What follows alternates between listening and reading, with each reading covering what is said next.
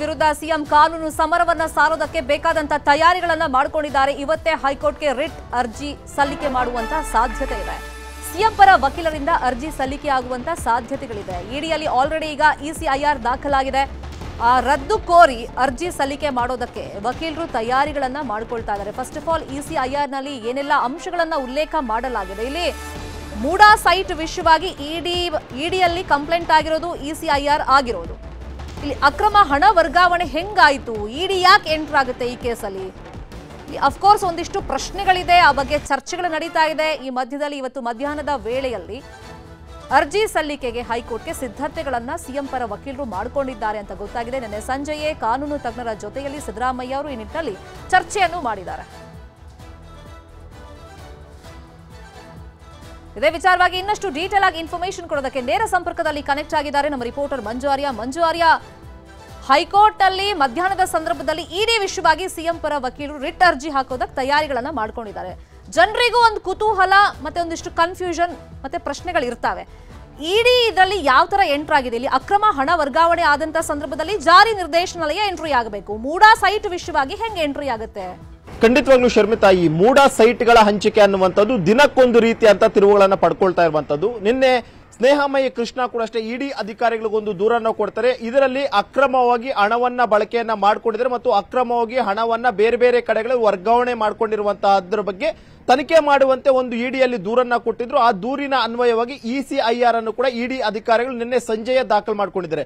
ಇಲ್ಲಿ ಪ್ರಮುಖವಾಗಿರುವಂತಹ ಒಂದು ಕನ್ಫ್ಯೂಷನ್ ಅಂತಂದ್ರೆ, ಈ ಮೂಡಾದಿಂದ 14 ಸೈಟ್ಗಳು ಸಿದ್ದರಾಮಯ್ಯ ಅವರ ಪತ್ನಿಗೆ ಕೊಟ್ಟಿರುವಂತಹದ್ದು, ಅದು ಕೂಡ ಅಷ್ಟೇ ಪರಿಹಾರದ ರೂಪದಲ್ಲಿ ಕೊಟ್ಟಂತಹ ಸೈಟ್ಗಳನ್ನು ಅವ್ರದೇ ಹೆಸರಿನಲ್ಲಿ ಇದುವರೆಗೂ ಕೂಡ ಇರುವಂತದ್ದು. ಆದ್ರೆ ಎಲ್ಲೂ ಕೂಡ ಅದನ್ನ ಮಾರಾಟ ಮಾಡುವಂತದ್ದಾಗಿರ್ಬೋದು, ಆ ಒಂದು ಹಣವನ್ನ ಬೇರೆ ಕಡೆ ಹೂಡಿಕೆ ಮಾಡಿರುವಂತದ್ದಾಗಿರ್ಬೋದು, ಇದ್ಯಾವುದೂ ಕೂಡ ನಡೆದಿಲ್ಲ. ಆದ್ರೂ ಕೂಡ ಅಷ್ಟೇ ಇಡಿ ಅವರು ಇಲ್ಲಿ ಯಾಕೆ ಎಂಟ್ರಿ ಕೊಟ್ಟರು ಅನ್ನುವಂತದ್ರ ಬಗ್ಗೆ ನಿನ್ನೆ ಸಿಎಂ ಸಿದ್ದರಾಮಯ್ಯ ಅವರು ಕಾನೂನು ತಜ್ಞರ ಒಂದು ಚರ್ಚೆಯನ್ನು ಕೂಡ ಮಾಡಿದ್ದಾರೆ. ಮುಂದೆ ನಾವು ಏನ್ ಮಾಡಬೇಕು, ಯಾವ ರೀತಿಯಾಗಿ ಕಾನೂನಾತ್ಮಕವಾಗಿ ನಾವು ಹೋರಾಟವನ್ನ ಮಾಡಬೇಕು ಅನ್ನೋ ಕುರಿತಾಗಿ ಕೂಡ ಅಷ್ಟೇ ನಿನ್ನೆ ಸುದೀರ್ಘವಾದಂತಹ ಒಂದು ಚರ್ಚೆಯನ್ನು ಕೂಡ ಮಾಡಿದ್ದಾರೆ. ಅದರಲ್ಲೂ ಕೂಡ ಸುಪ್ರೀಂ ಕೋರ್ಟ್ನ ಹಿರಿಯ ವಕೀಲ ಕಪಿಲ್ ಸಿಬಾಲ್ ಅವರ ಜೊತೆ ಕೂಡ ಅಷ್ಟೇ ಸಿಎಂ ಸಿದ್ದರಾಮಯ್ಯ ಅವರು ಚರ್ಚೆಯನ್ನ ಮಾಡಿದರೆ, ಯಾವಾಗ ಸ್ನೇಹಮಯಿ ಕೃಷ್ಣ ಇಡಿಯಲ್ಲಿ ಒಂದು ಇಸಿಐಆರ್ ಅನ್ನು ದಾಖಲು ಮಾಡ್ತಾರೋ, ಇಸಿಐಆರ್ ದಾಖಲಿಸಿಕೊಂಡಿದ್ದಂತಹ ತಕ್ಷಣವೇ ಸಿದ್ದರಾಮಯ್ಯ ಅವರು ಚರ್ಚೆಯನ್ನ ಮಾಡಿದರೆ ಮುಂದೆ ನಾವು ಏನ್ ಮಾಡಬೇಕು, ಇದಕ್ಕೆ ಇಡಿ ಅವರು ಯಾವ ಒಂದು ಮಾನದಂಡವನ್ನು ಇಟ್ಕೊಂಡು ಇಲ್ಲಿ ಎಂಟ್ರಿ ಆದ್ರೂ, ಯಾವ ರೀತಿಯಾಗಿ ಇಸಿಐಆರ್ ಅನ್ನ ದಾಖಲು ಮಾಡಿಕೊಂಡ್ರು ಅನ್ನೋದ್ರ ಬಗ್ಗೆ ಚರ್ಚೆ ಮಾಡಿದರೆ, ಸದ್ಯಕ್ಕೆ ಸಿದ್ದರಾಮಯ್ಯ ಅವರಿಗೆ ಅವರ ಕಾನೂನು ತಜ್ಞರು ಕೊಟ್ಟಿರುವಂತಹ ಸಲಹೆ ಏನು ಅಂತಂದ್ರೆ, ಹೈಕೋರ್ಟ್ಗೆ ಒಂದು ರಿಟ್ ಪಿಟಿಷನ್ ಅನ್ನ ಫೈಲ್ ಮಾಡೋಣ. ಯಾಕಂದ್ರೆ ಇಲ್ಲಿ ಪ್ರಮುಖವಾಗಿ ಇಡಿ ಬರೋದಕ್ಕೆ ಯಾವುದೇ ಮಾನದಂಡ ಇಲ್ಲ, ಯಾವ ಒಂದು ಆಧಾರದಲ್ಲಿ ಇಡಿ ಅಧಿಕಾರಿಗಳು ಕೇಸನ್ನು ರಿಜಿಸ್ಟರ್ ಮಾಡಿಕೊಂಡಿದ್ದಾರೆ ಅನ್ನುವಂಥದ್ದನ್ನ ಪ್ರಶ್ನೆ ಮಾಡಿ ಒಂದು ಹೈಕೋರ್ಟ್ಗೆ ರಿಟ್ ಹಾಕೊಳ್ಳೋಣ, ಎಫ್ಐಆರ್ ರದ್ದತಿಗೂ ಕೂಡ ಅಷ್ಟೇ ಮನವಿಯನ್ನ ಮಾಡೋಣ ಅನ್ನುವಂಥ ಒಂದು ಚರ್ಚೆಯನ್ನು ಕೂಡ ಮಾಡಿದ್ದಾರೆ. ಆ ಒಂದು ಕಾರಣಕ್ಕೋಸ್ಕರ ಸದ್ಯಕ್ಕೆ ಇಸಿಐಆರ್ ನ ಪ್ರತಿ ಸಿಗಲಿ ಅನ್ನುವಂಥ ಒಂದು ಲೆಕ್ಕಾಚಾರದಲ್ಲೂ ಕೂಡ ಸಿಎಂ ಪರ ವಕೀಲರು ವೇಟ್ ಮಾಡ್ತಾ ಇರುವಂತದ್ದು. ಬಹುತೇಕ ಒಂದು 11-12 ಗಂಟೆ ವೇಳೆಗೆ ಆ ಒಂದು ಇಸಿಆರ್ ಪ್ರತಿ ಸಿಕ್ಕಂತಹ ಬಳಿಕ ನೇರವಾಗಿ ಹೈಕೋರ್ಟ್ಗೆ ಒಂದು ರಿಟ್ ಪಿಟಿಷನ್ ಅನ್ನ ಫೈಲ್ ಮಾಡ್ತಿದ್ರೆ, ಇಲ್ಲಿ ಇಡಿ ಅಧಿಕಾರಿಗಳು ಯಾವ ಒಂದು ಮಾನದಂಡದಲ್ಲಿ ಎಂಟ್ರಿ ಆದ್ರೂ ಇಡಿ ಅಧಿಕಾರಿಗಳಿಗೆ ಕೊಟ್ಟಂತಹ ದೂರಿನಲ್ಲಿ ಏನೆಲ್ಲ ಅಂಶಗಳನ್ನು ಉಲ್ಲೇಖವನ್ನ ಮಾಡಿದರೆ, ಜೊತೆಗೆ ಲೋಕಾಯುಕ್ತದವರು ಈಗಾಗಲೇ ಇನ್ವೆಸ್ಟಿಗೇಷನ್ ಅನ್ನ ಮಾಡ್ತಿದ್ದಾರೆ. ಇಲ್ಲಿ ಸೈಟ್ಗಳು ಹೇಗೆ ಬಂತು ಅನ್ನುವಂಥದ್ರ ಬಗ್ಗೆ ಪ್ರಾಪರ್ ಆದಂತಹ ಡಾಕ್ಯುಮೆಂಟ್ಸ್ ಅನ್ನ ಕೊಟ್ಟಿದ್ದೀವಿ. ಆದ್ರೆ ಇಲ್ಲಿ ಯಾವುದೇ ಅಕ್ರಮ ಹಣ ವರ್ಗಾವಣೆ ಆಗಿಲ್ಲ, ಹಣವನ್ನು ಬೇರೆ ಬೇನಾಮಿ ರೂಪದಲ್ಲಿಯೂ ಕೂಡ ಅಷ್ಟೇ ಎಲ್ಲಿಯೂ ಕೂಡ ಅಷ್ಟೇ ಯೂಸ್ ಮಾಡ್ಕೊಂಡಿಲ್ಲ. ಆದ್ರೂ ಕೂಡ ಇಡಿ ಅವರು ಯಾಕೆ ಬಂದ್ರು, ಎಲ್ಲೊಂದ್ ರೀತಿ ಕೇಂದ್ರ ಸರ್ಕಾರದ ಅಣತಿಯಂತೆ ಇಡಿ ಅಧಿಕಾರಿಗಳು ಕೂಡ ಅಷ್ಟೇ ಕೆಲಸ ಮಾಡ್ತಿದ್ದಾರೆ ಅನ್ನುವಂತಹದ್ದನ್ನ ಕೋರ್ಟ್ನ ಮುಂದೆ ತಗೊಂಡು ಬಂದ್ಬಿಟ್ಟು ಈ ಒಂದು ಪ್ರಕರಣಕ್ಕೆ ತಡೆ ಕೋರುವಂತದ್ದು, ಜೊತೆಗೆ ಪ್ರಕರಣವನ್ನ ರದ್ದು ಮಾಡುವಂತ ನಿಟ್ಟಿನಲ್ಲಿ ಕೂಡ ಈಗಾಗಲೇ ಚರ್ಚೆಗಳು ಕೂಡ ಆಗಿದ್ದು, ಅರ್ಜಿಯನ್ನ ಸಲ್ಲಿಕೆ ಮಾಡಲು ತೀರ್ಮಾನವನ್ನು ಕೂಡ ಮಾಡಿಕೊಂಡಿದ್ದಾರೆ.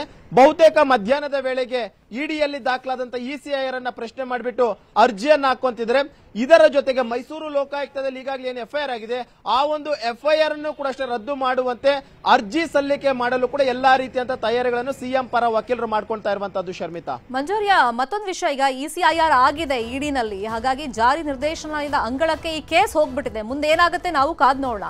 ಆದ್ರೆ ಇಸಿಐಆರ್ ಆಗಿರೋದ್ರಿಂದ ವಿಚಾರಣೆಗೆ ಕರೆಸೋದಕ್ಕೆ ನೋಟಿಸ್, ಈ ಪ್ರಕ್ರಿಯೆಗಳು ಯಾವಾಗಿಂದ ಆರಂಭ ಆಗಬಹುದು?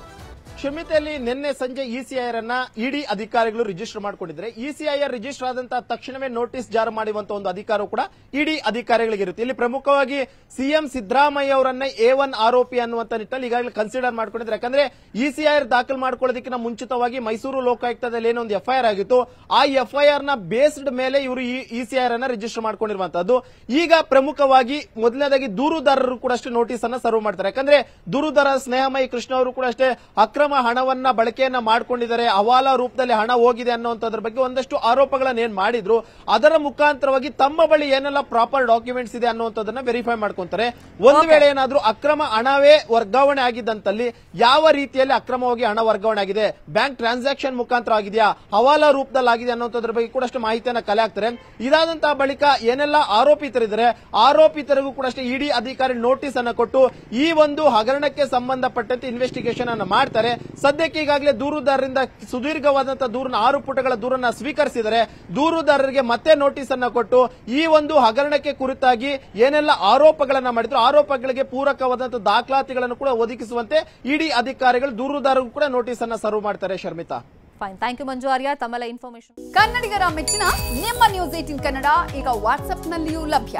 ಕರ್ನಾಟಕ ಮತ್ತು ದೇಶ ವಿದೇಶದ 360 ಡಿಗ್ರಿ ಸುದ್ದಿ ವಿವರವನ್ನ ನೀವು ನಿಮ್ಮ ಕೈ ಬೆರಳುಗಳಲ್ಲಿಯೇ ಪಡೆಯೋದಿಕ್ಕೆ ಈ QR ಕೋಡ್ ಅನ್ನ ಸ್ಕ್ಯಾನ್ ಮಾಡಿ. ನಮ್ಮ ಚಾನೆಲ್ ಅನ್ನ ಫಾಲೋ ಮಾಡಿ, ನೋಟಿಫಿಕೇಶನ್ ಆನ್ ಮಾಡಿ.